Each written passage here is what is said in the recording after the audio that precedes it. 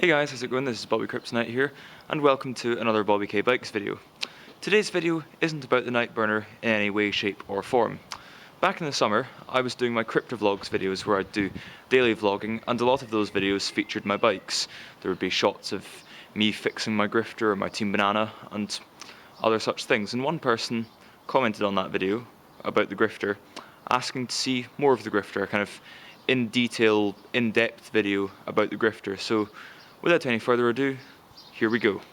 Detailed video about the Raleigh Grifter. This bike's a 1981 model. It has the fork cups in the end that Raleigh often used to plug the ends of the forks. It has those famous brake calipers. The mudguards have these mud flaps.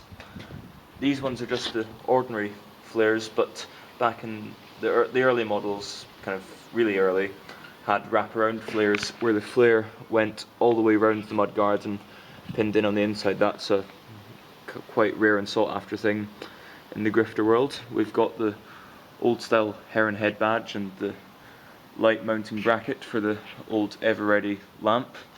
Got ribbed brake cables, which were quite common then. R-nuts on the wheels, 20 by 2.125 inch rims. And these aren't the original tyres, these are the reproduction Mark III chopper rear tyres that are on it. Because, well, originally the Grifter had these, the Super Grip tyre, with lots of knobbly studs, and they were pretty good. This is the one that was on the bike when I bought it, but it's a bit worn, so I replaced the tyres with those. I could have got Super Grips, but they've been hard to find and expensive. The new old stock ones can be £80 a tyre, I've heard. So it would just be cheaper to buy these, and also I quite like them. Up here on the handlebars we have these grips, and we have a Sturmey Archer twist grip shifter to change gear, and brake lever covers there and there. We've got this foam crash pad, which unlike BMX's, this crash pad is actually built on here. It's not some sort of thing that straps around it with Velcro. That's definitely on there. This can be another difficult item when it comes to restoring, because you get cracks in them and chunks taken out of them. Handlebars are like that. The bell and the speedometer are things that I've added. The frame, whereas the chopper had a double top tube and a single down tube, the Grifter has a single top tube and double down tube, often earning it the nickname of upside down chopper frame among chopper people, because, well, it's not nice to stereotype, but sometimes chopper people aren't very nice about the Grifter. They have Grifter throwing competitions at their shows, but we needn't worry, that's not ever going to happen to this bike, because I love it way too much to let such a thing happen to it. And it's not an upside down chopper frame. There's huge differences between a chopper and a Grifter frame. Down this end we have our rear dropouts down there, rear forks like that. As for the rear wheel, we've got Sturmey Archer 3-speed gears, toggle chain, that can be another problem. We've got the aluminium spoke protector that's supposed to look like a disc brake like the chopper had. Round at the back, rear brake calipers are under the mudguard, which is an interesting place to mount them. The rear mudguard on the Mark II came all the way out there, whereas a Mark I mudguard would probably stop about there, kind of half-size job. It really depends what you like. Some people prefer the Mark II, some people prefer the Mark I.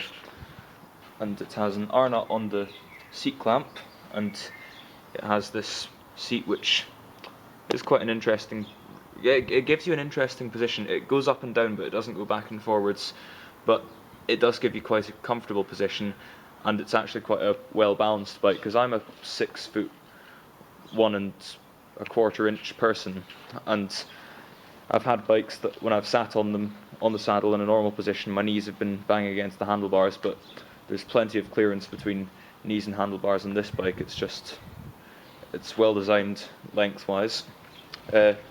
Underneath the seat we have that type of reflector. I can't remember the official Raleigh name for them, but we have that type of reflector.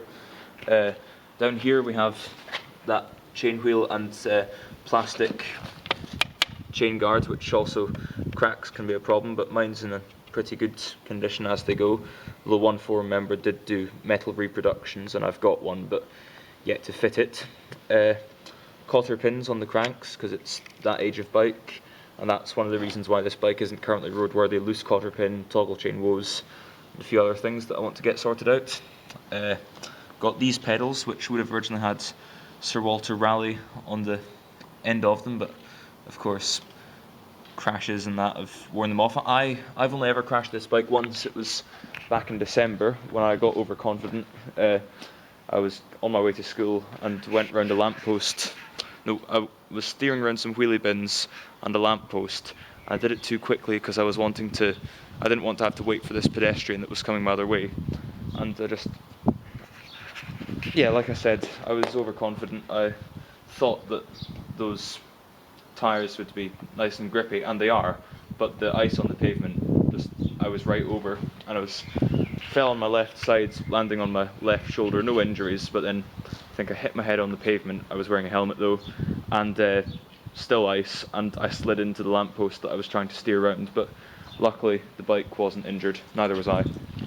Now, mine has the blue paintwork and the prismatic decals, often earning this as the nickname of Prizzy, the Grifter Prizzy, and this is why, for the time that I've had it, I've called this bike Priscilla, because Priscilla, Prizzy, I thought it was rather appropriate.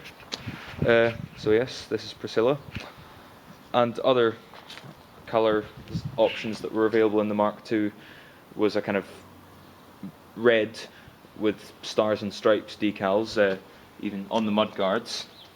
And there was also the SE model, special edition, which was silver and had wings on the decals. There was also the blue and silver Super Grifter that was a silver frame with blue decals, blue tyres with tan walls. And there was also the black and gold version, which is a very classy looking bike. It's got a black frame with black and gold decals. It's got the gold super chrome, similar to the Raleigh burner, on the wheels and on a few other parts. It was really cool. There was also the Grifter XL, which was black with red decals, and it had red mudguards, a slightly different seat, and its handlebars were a bit more BMX style. And it had these tyres as standard, the red lines. And it had a shopping rack as well, so it's kind of the practical Grifter, as I like to think of it, the Grifter estate. And then there was the Grifter Gs, which was a lot like an XL, except it had different decals and it didn't have a shopping rack. The Mark II ran, I'm not an expert, but I believe the Mark II ran from 1979 to 1983-ish, and the Mark I was 76 to 78, 79.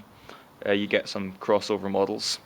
And the Mark I had the mudguard difference. I think there were a few frame differences down in that area, and the Mark I was only available in 2 colours, and whereas the Mark II is available in solid colours, the Mark I came in metallic colours. It was a kind of candy apple red, bronze metallic colour, and there was a light metallic blue. They were both very nice. Pre-production models featured the Super MX tyres, and slightly skinnier foam on the crash pads there, and I think there might have been a couple of other differences as well.